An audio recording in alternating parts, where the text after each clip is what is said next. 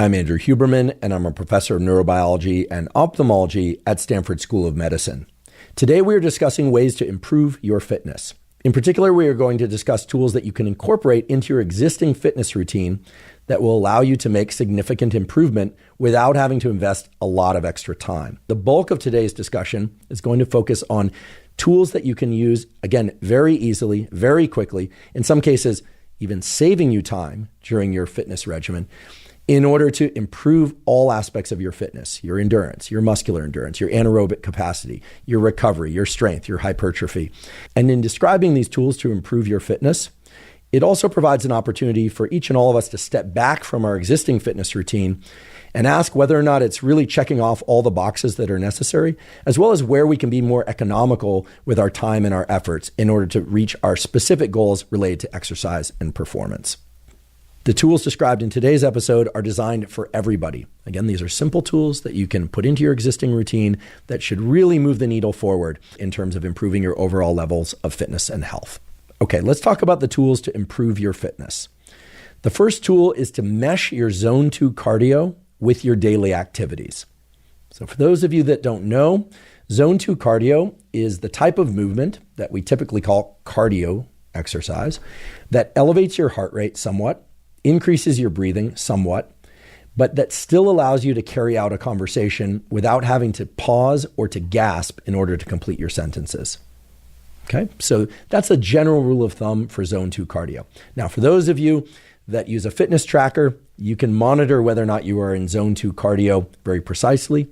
But if you're like me and you don't use a fitness tracker, it's very easy to know if you're in Zone 2 cardio because, again, it's that level of output that puts you right below or somewhat below the threshold where if you were to exert yourself with any more intensity, that you wouldn't be able to complete your sentences. Now, this could, of course, be evaluated by jogging with someone or walking with someone or hiking with someone and carrying out a conversation.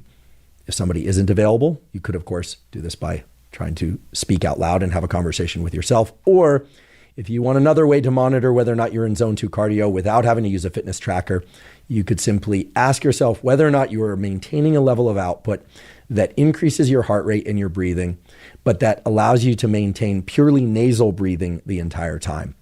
Any of those approaches will tell you more or less whether or not you're in Zone 2 cardio. The scientific data tell us that we should all be getting anywhere from 150 minutes to 200 minutes per week minimum of Zone 2 cardio for sake of cardiovascular health, cerebrovascular health, and a number of other aspects of health that are important essentially to everybody for health span and lifespan. Now, many people, including myself, schedule Zone 2 cardio into their weekly fitness regimen. So for me, I have one day a week. For me, it falls on a Sunday where I go out for a jog that lasts anywhere from 60 minutes to 90 minutes. It's a slow jog. I can maintain nasal breathing the entire time or have a conversation with somebody else or myself the entire time if I like. Or sometimes it consists of a hike by myself or with other people. And sometimes those hikes extend anywhere from an hour to 4 hours, depending on the circumstances, etc. I will mention that whenever possible, I try and do that once a week Zone 2 cardio session out of doors because I like being in nature and I like getting sunlight and I like getting fresh air.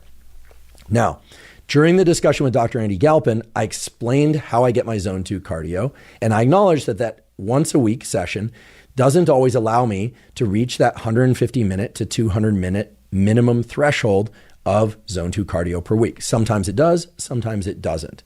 And his response to that was very reassuring. What he said was, look, if you want to schedule Zone 2 cardio and head out for a long Sunday jog or hike, terrific. If you want to schedule Zone 2 cardio as 2 or more sessions on the treadmill or on the bike, great. But that he doesn't actually think of Zone 2 cardio as exercise at all. And to that I gasped. And then I was a little bit deflated. I thought, oh, great. Like I'm doing all this Zone 2 cardio and you don't even consider that exercise. And then what he said was very reassuring. And I think it's going to be very reassuring to all of you. He said, first of all, Zone 2 cardio is absolutely critical to our health for a number of reasons that I already mentioned. But in addition to that, Zone 2 cardio does not impede and in fact can enhance our other aspects of fitness. So for example, our strength training, our hypertrophy training, or any type of speed work or other types of cardiovascular training one might do. And that the best way to get zone 2 cardio is, okay, if you want to schedule it as a session, but that to simply increase the amount of walking, and in particular, walking at a rapid pace that one does, and to increase the total amount of movement that one's getting throughout the week. So taking groceries in and out of the grocery store, running around with the kids, taking a walk with a coworker while having a work discussion, taking your calls for work while pacing in the office or going outside. What he impressed on me is that zone 2 cardio can be meshed throughout the daily activities that I and everybody else generally have to do. So the basic tool here is, yes, get 200 minutes per week minimum of zone 2 cardio. And notice I said 200 minutes, not 150 minutes to 200 minutes. I'm going to set the higher threshold of 200 minutes per week minimum of zone 2 cardio, but that you don't need to schedule that as time on the treadmill. If you want to, great. But what was communicated to me from Dr. Andy Galpin is that zone 2 cardio is immensely beneficial. It's not going to impede, and in fact, it's going to improve other aspects of fitness, and that it does not have to impede, and it in fact can improve other aspects of our daily life, like our ability to engage socially, our ability to have a great output at work in whatever type of work you do. So the message is very simple. Get 200 minutes or more of zone 2 cardio per week. And the message is also a very reassuring one, which is that zone 2 cardio can be spread throughout your daily activities, and that if you're doing enough of it, you probably don't even have to count the total amount of zone 2 cardio that you're getting. If you simply make the effort to move around a lot more during your daily activities and to mesh that zone 2 cardio with your daily activities, you're going to hit that threshold of 200 minutes per week minimum. The second tool that I've incorporated into my fitness regimen, and that I believe can be of great benefit to, frankly, everybody, is to start including low repetition, pure strength work. Now, some of you may already be doing low repetition, pure strength work, but I believe that most people don't. Most people who do resistance training are using either machines or free weights or some combination of those, or perhaps are using body weight. And they tend to focus on repetition ranges from about 5 and usually more like 6 repetitions out to about 10 and perhaps 15 repetitions.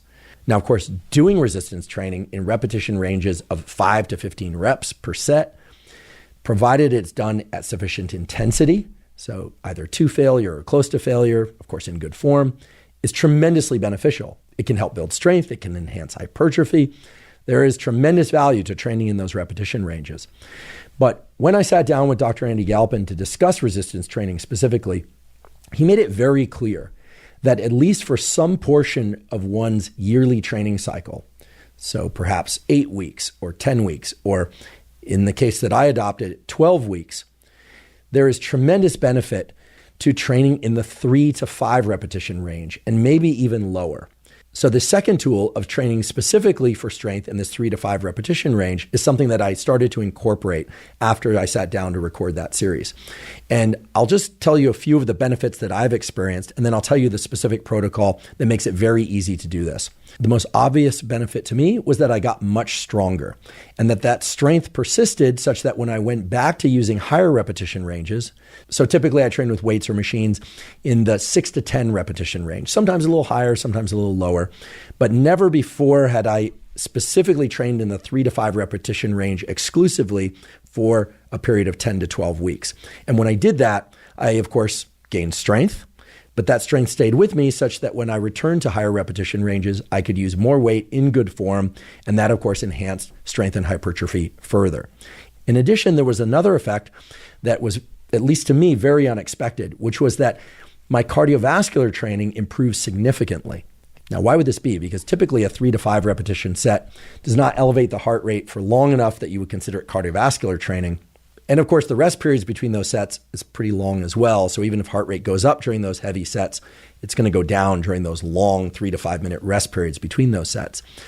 But what I noticed was that my overall posture and my ability to maintain cardiovascular output while using good running form or good rowing form was also vastly improved. And the logical interpretation of why that would be is simply that the muscles got stronger, and those same muscles are being incorporated into the cardiovascular, let's call it endurance work that I'm doing on other days. and therefore I can carry out those cardiovascular training sessions in better form for longer periods of time. I actually felt much stronger during my cardiovascular training as I got much stronger moving these heavier weight loads for low repetition sets. And then the third specific benefit that I noticed is that when training heavy for 3 to 5 repetitions per set, I didn't get sore. And this to me was an incredible benefit because typically when I train in the 6 repetition to 15 repetition range and I take those sets to failure or near failure, I do experience some soreness the next day. Ordinarily, that soreness isn't so intense that it prevents me from doing any of the other sorts of workouts that I do. And for those of you that have visited that foundational fitness protocol, you know that I hit each major and minor muscle group once per week directly, as well as once per week indirectly. That's the overall structure of that program in order to allow sufficient recovery between those resistance training workouts to be able to make continual progress. Now, by training in this 3 to 5 repetition range that Dr. Andy Galpin suggested, I was able to improve my strength, improve my cardiovascular output, reduce soreness. I also just felt better overall. I had a lot more energy after those workouts than I typically do after my resistance training sessions when I use higher repetition ranges. There were just a number of different things that made me feel, wow, this is really a powerful protocol. And of course, moving heavier weights in the gym feels good too. It feels good to get stronger. At least there's a positive feedback loop there for me, and I think for most people. And I should also mention that for those of you that are averse to doing heavier resistance training in this 3 to 5 repetition range because you fear that it will make you too big or too bulky, training in the low repetition ranges is actually more geared towards increasing strength and is shifting away somewhat from increasing hypertrophy or muscle size. So that's a great benefit for those of you that want to be strong and also want to maintain cardiovascular fitness, but you don't want to add muscular size. And of course, for all of you that want to add muscular size, it's well established that increasing your strength will allow you then to return to patterns of hypertrophy training that will allow you to use heavier weights and therefore induce greater hypertrophy. So the way that Dr. Andy Galpin suggested one do it, and was the way that I did it, is to use this 3x5 protocol. The 3x5 protocol is very straightforward. It involves doing 3 to 5 exercises per workout. Okay, so if it's a workout for legs, it's 3 to 5 exercises. If it's a workout for some upper body muscle, it's 3 to 5 exercises. 3 to 5 exercises for 3 to 5 sets per exercise, 3 to 5 repetitions per set, and 3 to 5 minutes of rest between each set.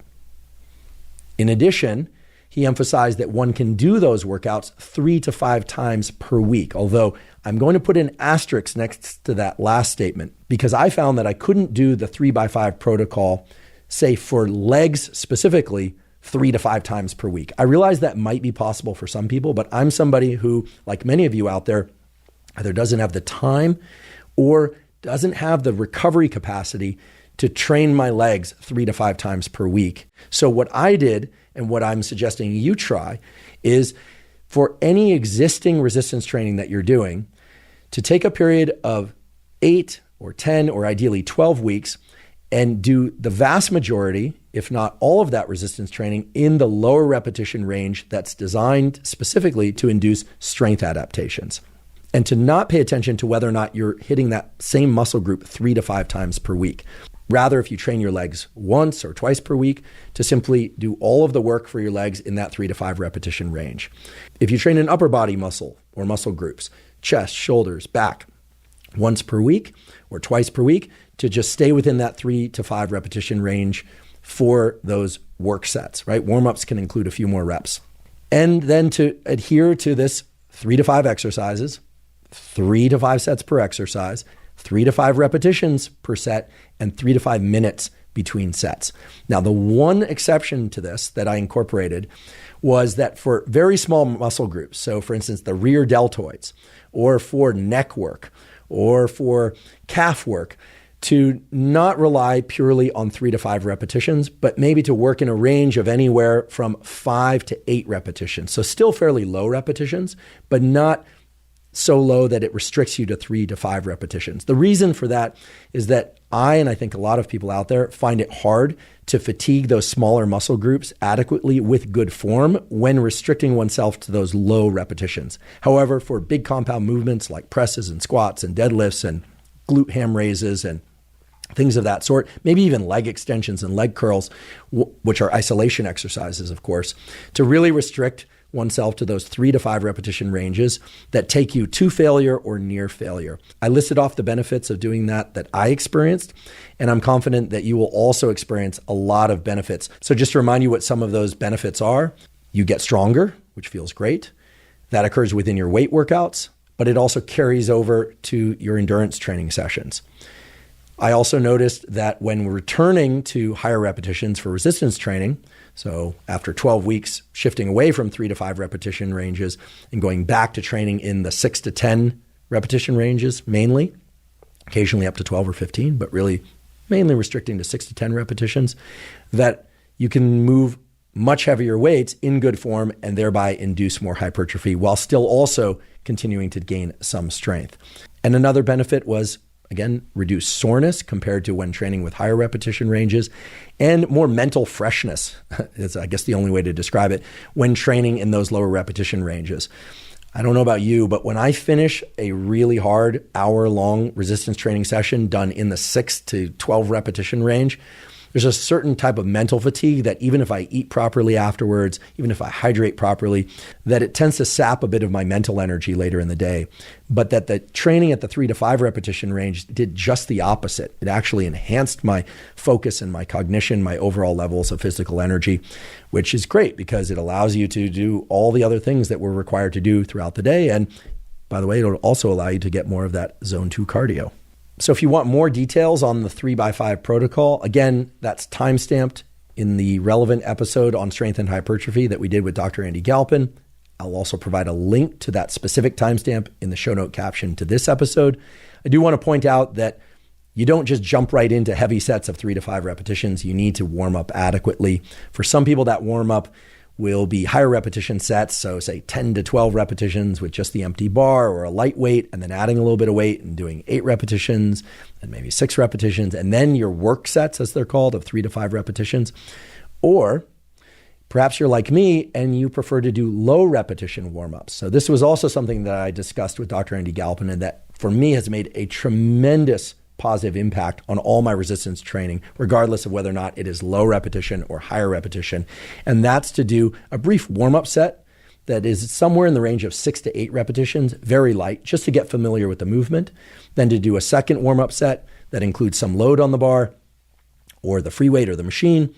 And then a second warm-up set, again, this could be free weights or machines, that incorporates a bit more load, but still keeps the repetitions low. So in the 4 to 6 repetition range. And then maybe, especially if it's at the beginning of the workout and my core body temperature isn't elevated yet, I'll do a third warm-up. But that third warm-up, which of course is going to be progressively a little bit heavier than the first or second warm-up, is still going to fall within the low repetition range. So just 2 to 4 repetitions. For me, including a few more warm-up sets with progressively heavier weight on each warm-up, but still keeping the total repetition count low, so somewhere in the range of 2 to 6 repetitions, has been very beneficial for improving my work output during the so-called work sets, regardless of whether or not I'm training in the 3 to 5 repetition range or whether or not I'm training in the 6 to 15 repetition range. I know for some people this might be kind of surprising. How is it that my work sets are actually higher repetition than my warm-up sets? Or put differently, how and why is it that my warm-up sets are lower repetition than my work sets? And that's because I fall into this category of people that tends to fatigue pretty quickly when doing resistance training. So for me, keeping the repetition count on any individual warm-up set pretty low has allowed me to really improve my strength output and really improve my strength and hypertrophy training when I shift to the so-called work sets.